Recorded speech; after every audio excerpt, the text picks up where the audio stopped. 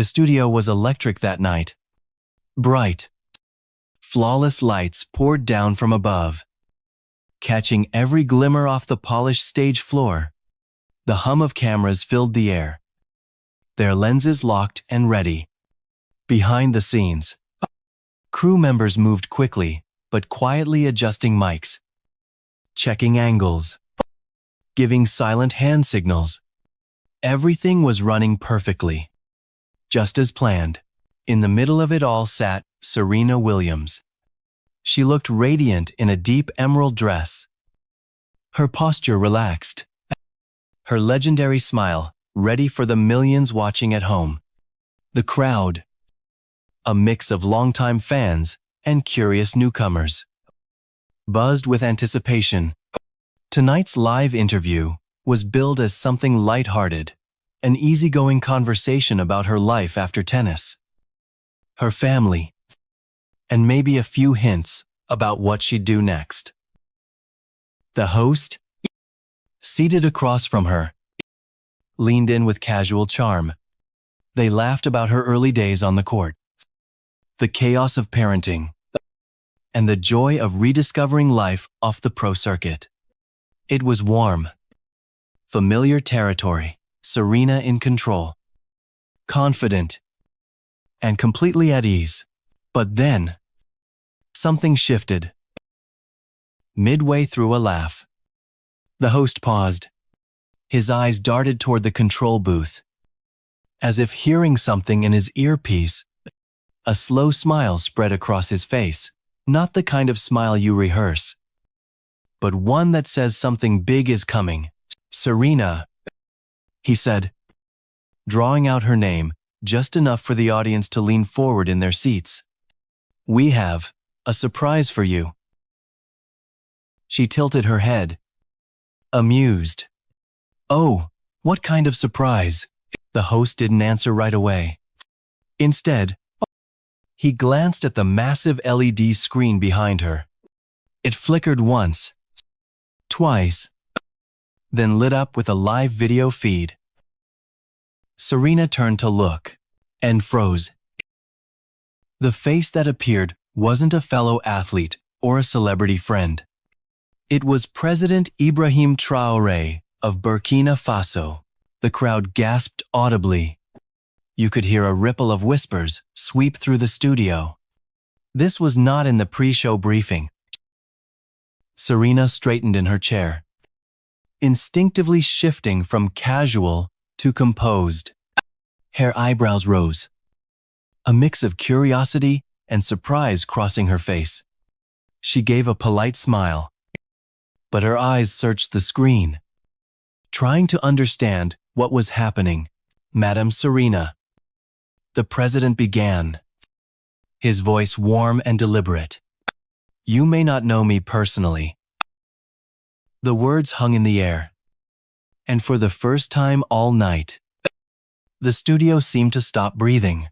The cameras closed in on her face every blink, every micro-expression. Somewhere in the crowd, someone murmured, "Oh, wow." The energy had changed.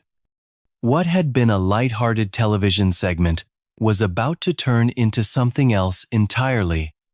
Something real, something unforgettable.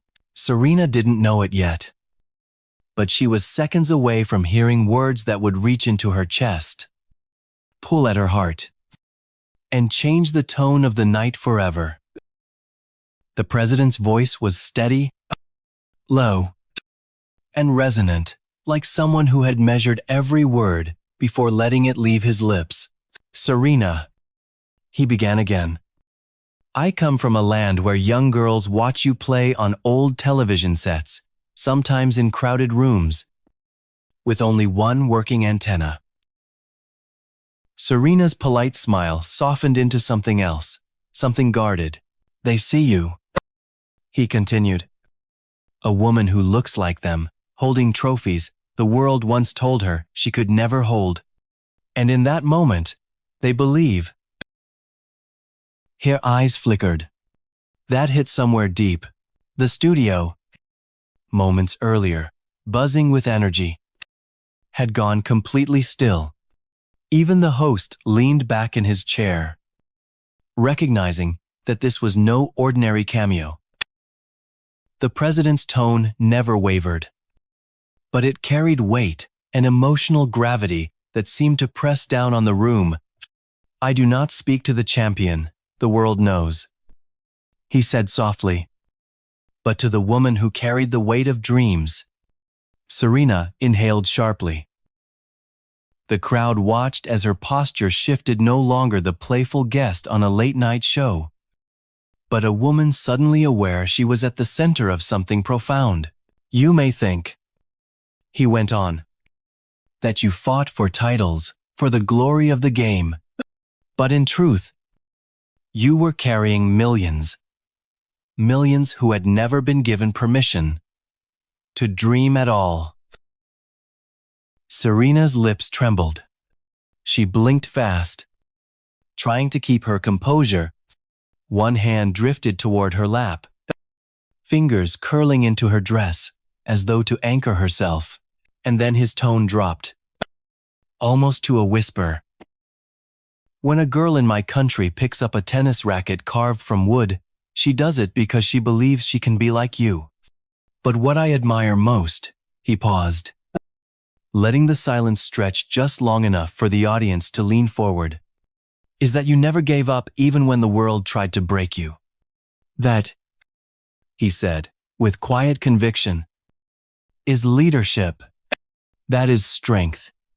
The words landed like a wave, and you could see them wash over her. Serena pressed her fingers lightly to her lips, but the tears betrayed her anyway, one slipping free, then another. The cameras didn't miss a thing. Neither did the millions watching from home. The host, his voice barely above a murmur, said, This is powerful." And he was right. In that moment, it wasn't about tennis. It wasn't about championships or celebrity. It was about the unseen battles she had fought, the countless hours she had endured alone, and the people many she'd never meet who had drawn courage from her fight. Serena looked up at the screen, her voice catching in her throat. I don't know what to say." The president simply nodded. "You don't have to say anything. Just know, you have given hope where there was none." And somewhere in the crowd, someone began to clap softly, reverently, before the entire studio followed. Serena sat there, still processing the weight of his words, when she realized the studio lights had dimmed just slightly enough to draw all focus onto the giant screen behind her. On it, President Traoré's image filled the frame. His eyes didn't wander, didn't flinch. They were locked on hers. "You must understand," he said gently. "When you stepped onto that court, you carried more than a racket. You carried a generation's right to believe in themselves." Serena's breath caught. She wasn't the type to cry on camera. Over decades of competition, she'd learned to keep emotions buried, to wear armor made of grit and discipline. But this wasn't an opponent she could outplay, or a point she could win back. These were truths she hadn't let herself think about, at least, not out loud. Her chest rose and fell in shallow bursts. She tried to force a smile, but her lips betrayed her, trembling in full view of the audience. The president's tone softened further. "Serena," he said, "in my country, our daughters don't just see a tennis champion. They see a woman who refused to surrender, who stood tall, even when doubt surrounded her like a storm." The crowd seemed frozen in time. No coughs, no shifting in seats, just a silent, collective inhale. Serena reached for the tissue the host had quietly slid toward her. She dabbed her cheek, only to realize there was more than one tear now. She let out a nervous laugh. The kind you make when you know you've already lost the battle against your own heart. You never saw us. Traoré continued. But we saw you. And when the world tried to make you small, you grew larger. That, he paused, is why I wanted to speak to you tonight. Not to praise your victories, but to honor the courage it took to earn them. Serena exhaled sharply, the tissue crumpling in her hand. Her voice was low when she finally spoke. I never thought it reached that far. To little girls in villages I've never been to. Her words broke. Forcing her to stop, Traoré nodded slowly, as if to say, I know. The host, visibly moved, leaned in. Serena, he whispered. This is one of the most powerful moments we've ever had on this show. She laughed again. A fragile, tear-soaked laugh. I didn't plan on crying tonight. Sometimes, Traoré replied, tears are just the truth, finally coming out. And with that, the dam broke. Serena's tears flowed freely now. She wasn't hiding them anymore. The audience, sensing the vulnerability, didn't cheer or shout. They simply watched, locked in the intimacy of the moment. Somewhere in the crowd, a soft voice called out, "We love you, Serena." She glanced toward the sound, nodding through the tears. Before looking back at the screen, "Thank you," she whispered, "for seeing me." Traoré smiled faintly. The world has seen the champion. Tonight, we see the woman. The applause began again. Slow, but building, rising like a tide that couldn't be held back. For a moment, Serena thought the conversation might end there, already raw, already unforgettable. But the president leaned forward slightly, his voice still calm, yet carrying a deeper undercurrent. "Do you know why I wanted to speak to you tonight?" he asked. Serena shook her head gently, her tear-streaked face illuminated under the softened lights.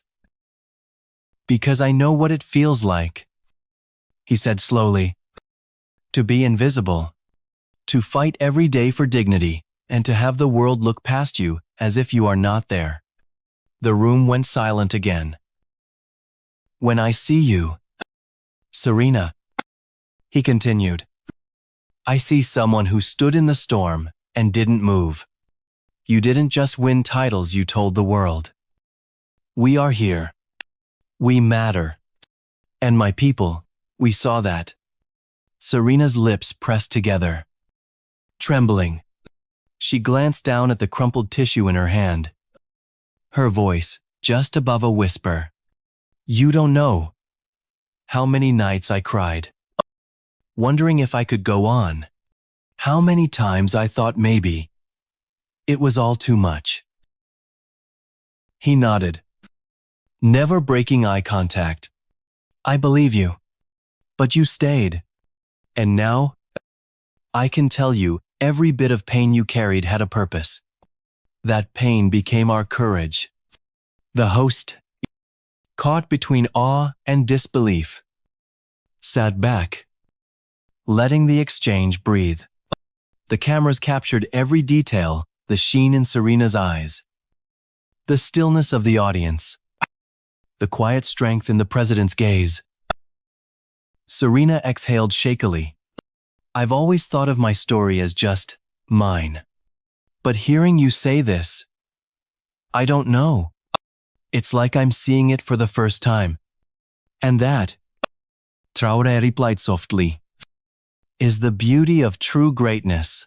You inspire without even knowing it." The audience erupted in quiet applause, the kind that feels more like a standing prayer than a burst of clapping. Her hand moved to her chest, as if holding the weight of everything she was feeling. "This means more than you'll ever know," she whispered. "I think," he said, a hint of a smile touching his lips. "You already know exactly what it means." Serena's tears came again, but this time there was a strength in them. She straightened in her chair, not to push the moment away, but to meet it head on. "Then let me say this. Thank you. Thank you for reminding me why I fought so hard." Traoré inclined his head. "And thank you, Serena. One day, I hope you will visit Burkina Faso, so our daughters can look into your eyes and know their dreams are real." Gasps and murmurs swept the audience. Serena's breath caught, and before she could answer, the studio erupted into an ovation so loud it seemed to shake the walls. She looked at the screen, smiling through the tears. "I promise," she said, her voice breaking. "I will come." And in that moment, the promise wasn't just to him. It was to every little girl watching from afar, clutching a dream they'd never dared to say out loud. The moment the segment ended, the studio audience still sat in stunned silence, almost forgetting to leave. The applause had faded, but the feeling in the air, that strange, heavy mix of joy and awe, lingered like the last notes of a song you didn't want to end. But outside those walls, the moment wasn't ending. It was just beginning. Within minutes, clips of Serena wiping her tears and President Traoré's voice breaking through the noise were flooding the internet.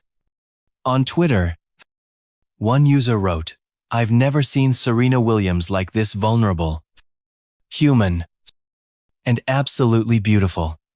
On Instagram, short reels of her whispering, "I promise I will come," were hitting millions of views in under an hour. TikTok users were splicing the video with captions like, "When a leader speaks from the heart," and "This is why representation matters."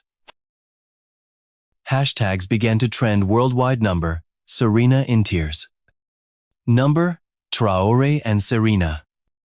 Number, hope in Burkina Faso. The internet wasn't just reacting, it was connecting. Mothers posted videos of their daughters watching the clip for the first time. Athletes from different sports shared their own stories of being inspired by someone they'd never met.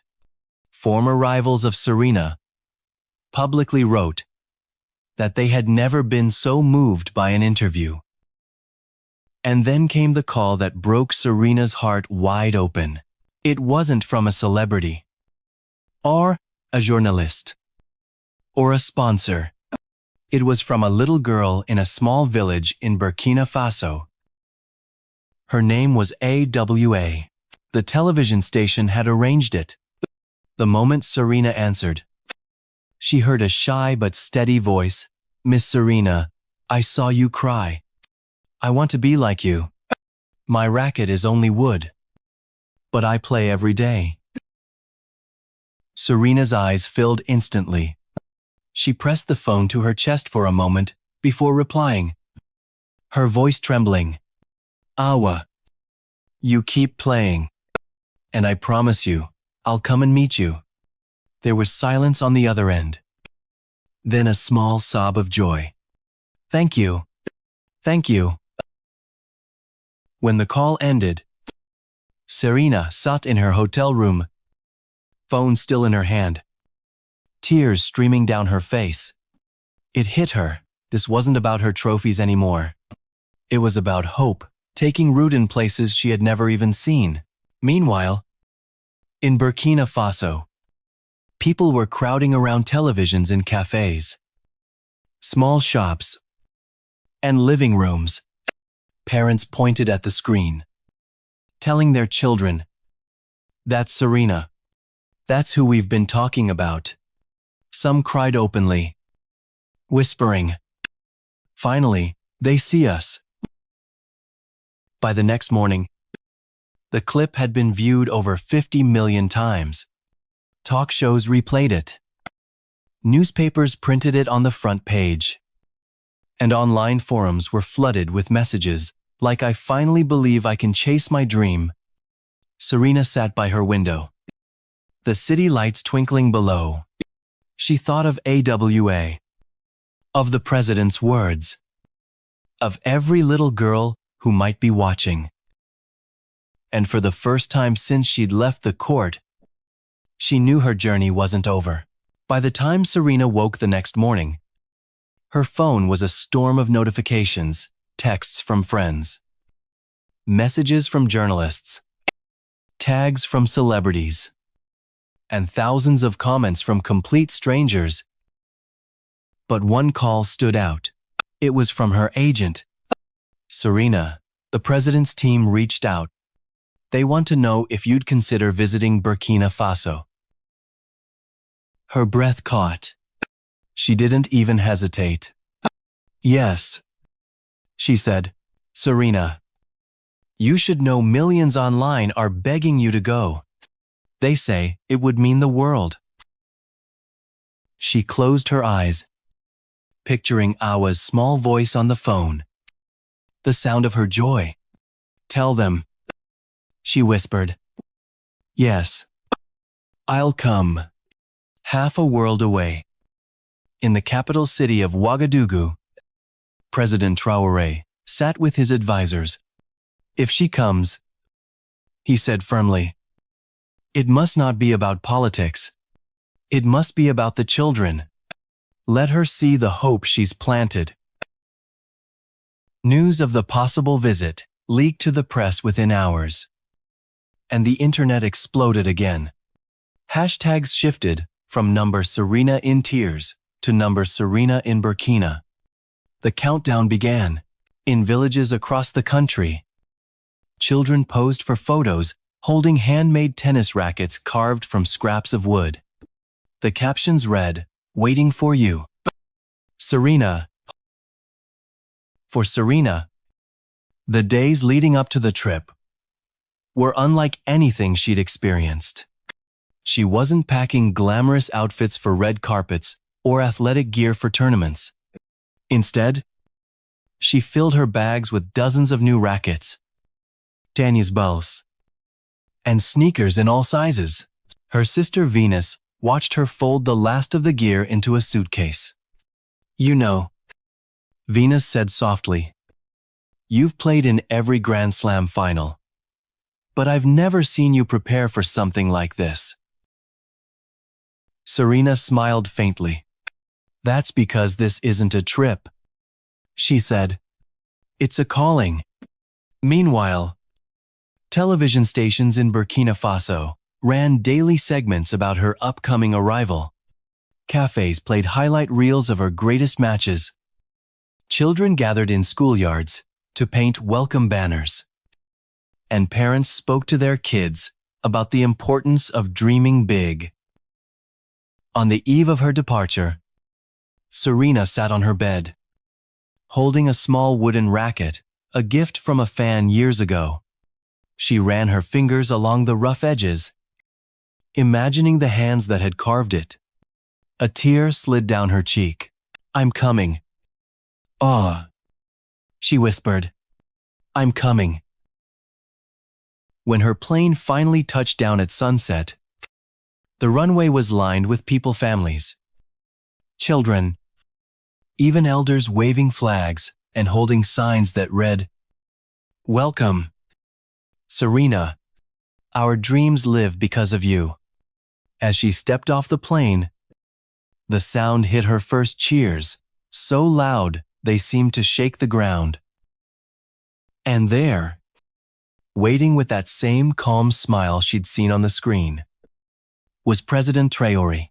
He extended his hand, but she didn't take it.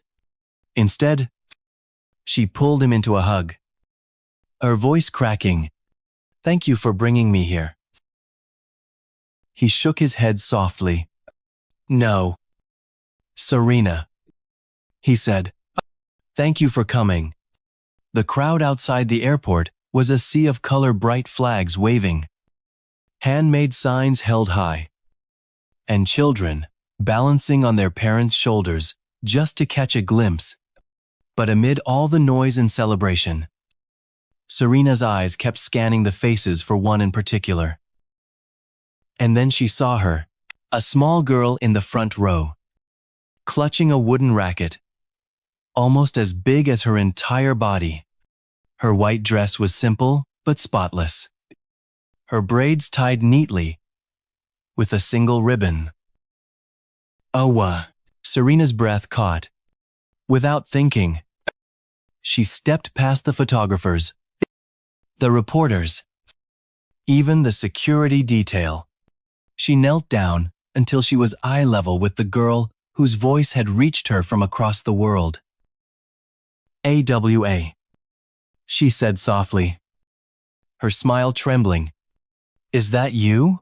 The little girl nodded, her eyes wide and shining. "Yes, Miss Serena." Serena opened her arms, and Awa fell into them without hesitation. The wooden racket pressed between them as Serena held her tight. Tears slipping freely down her cheeks, the entire crowd seemed to pause. Even President Traoré stood silently a few feet away, his hands folded in front of him, watching the embrace with a quiet, knowing smile. "I brought you something," Serena whispered, pulling back just enough to reach into her bag. She pulled out a brand new tennis racket, sleek, bright, and gleaming under the fading sunlight. Ava gasped, holding it as if it were made of gold. "For me?"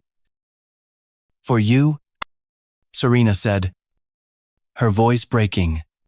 "And one day, I'll sit in the stands and watch you win." The girl's grip tightened around the handle. "I promise, Miss Serena, I will." The crowd erupted into applause, many wiping their eyes. A few elders in the front row nodded to each other, as if acknowledging that they had just witnessed something rare. Later that evening, in a modest community center, Serena joined a circle of children who had gathered to meet her. The floor was bare concrete, the walls painted in fading colors, but the energy inside was electric. Awa sat proudly beside her, holding the new racket like a crown jewel. Serena spoke to the children about her own beginnings, how she started with little, how she had to fight to be taken seriously, how every win had come from more than just skill. "When you play," she told them, "you're not just chasing a ball, you're chasing the person you're meant to become." That night, as she walked out into the warm Burkina Faso air, Serena glanced back at the community center. Through the doorway, she saw AWA practicing her swing, small but determined, her shadow stretching long across the floor. President Traoré stepped beside her. "Do you see?" he asked quietly. "This is hope taking shape." Serena nodded, her throat too tight for words, and in that moment, she realized this was why she had come. Not for the cameras, not for the headlines, but for that little girl and every dream like hers. The next day, Ouagadougou's main square was unrecognizable. From rooftops draped in fabric to the streets overflowing with people, the city had transformed into a living heartbeat. Thousands had come, families with small children, and students in school uniforms, elders leaning on canes. The air vibrated with the hum of anticipation. On a raised platform in the center of the square, Serena stood hand in hand with AWA. President Traoré was to her other side, his presence steady, the calm in the middle of the storm. When the crowd's roar finally softened, Serena stepped forward to the microphone. She scanned the faces in front of her, so many eyes, so many stories, and took a deep breath. I came here, she began, her voice already thick with emotion, thinking my career was over, that my story was finished. She paused, letting the words hang in the air. But being here, meeting Awa, I see now. My journey has just begun. A ripple of murmurs spread through the crowd, followed by cheers. This is not about me, she continued, her voice growing stronger. This is about every little girl who dares to dream, no matter where she comes from, no matter what she has or doesn't have. The audience erupted again, but she lifted her hand, signaling them to hold their applause. Dreams don't care about borders. Dreams don't care about what the world says you can't do. All they need is someone to believe in them, and to never stop. Her words hit like a wave. Even the air seemed to stand still for a moment. President Traoré stepped forward next. His voice was firm, resonating over the square. The world saw Serena cry, but today, he gestured toward her. We see her stand, and in her strength, our children see their future. The cheers rose higher than before, rolling across the crowd like thunder. Serena glanced at Awa, who was gripping the new racket with both hands, her chin high, the image of that little girl. Ready? Determined hit. Serena, harder than any championship point she'd ever played. I promise you, she said into the mic, her gaze sweeping the square. I will be back. And when I come, I want to see more Awas. I want to see a generation ready to take on the world. The crowd roared so loudly that some people covered their ears. Others simply let the sound wash over them like a wave of hope. President Traoré reached for Serena's hand and raised it high. Together, they stood before thousands. One, a champion of the court. The other, a champion of a nation, bound by something bigger than either of them. That night, every news outlet from New York to Nairobi ran the same headline: Serena and Traoré inspire a generation in Burkina Faso. But for Serena, the only thing that mattered was the small voice she heard as they left the stage.